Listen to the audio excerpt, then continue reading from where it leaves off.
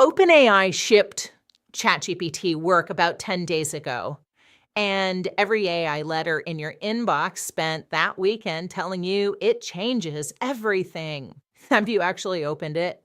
I did, and I've been poking at it ever since. So let me tell you what's actually in there. ChatGPT Work is an agent that runs inside ChatGPT, and if you already use Claude Cowork, it will feel familiar. You give it an outcome, and instead of a question, it pulls context from the files and apps you've connected. It writes a plan, it works through the plan for as many minutes or hours as it needs. It will stop to ask you at the big decision points what you want to do, and at the end, it hands you back a finished thing, which might be a spreadsheet or a deck or a document or a working web app with a link that you can actually send someone. Now, there's a lot in the launch that barely got covered because everyone was busy staring at a website someone built from a 2-sentence prompt. Sites, a new tool, is in beta, and it basically turns whatever you're working on into a shareable page that re-renders as underlying information changes, which is a huge deal for those of us who've ever emailed a client a PDF that was already out of date by the time they opened it. It has scheduled tasks, very similar to what you have in Cowork, which will run something once or on repeat when an event fires.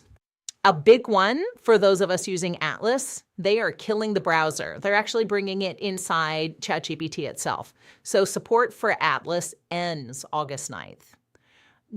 And that's kind of a bummer, but there you go.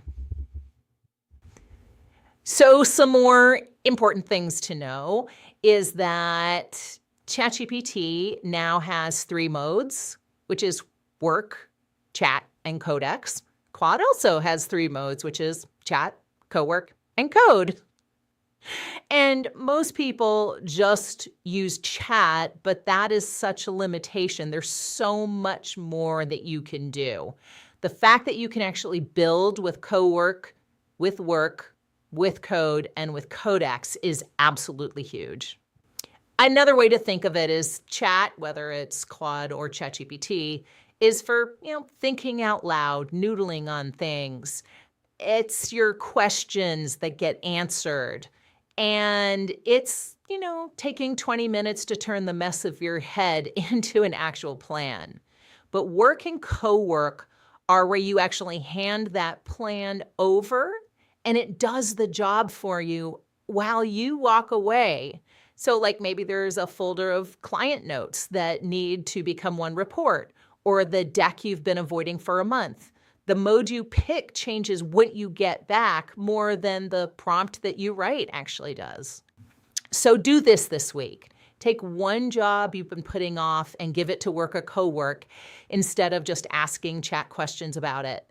The first run might take longer than just doing it yourself would have, but it will show you exactly what you got wrong and how you asked, and that's fine. That's what the first run is for.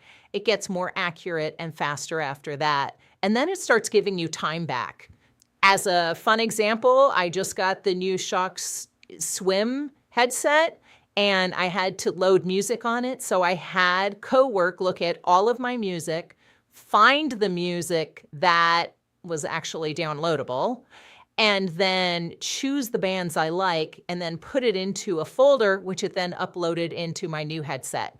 That would have taken me hours, and instead it took minutes. Okay, here's the good part. Everything I just described is basically 2 enormous companies competing over who gets to do work for you for cheaper, right? So the models are about a point apart and getting cheaper every month as to how good they are. And they're just going to get better and better and better. You've heard it said, this is the stupidest AI is right now. The real differentiator is you. It's your 30 years of experience. It's your 30 years of judgment.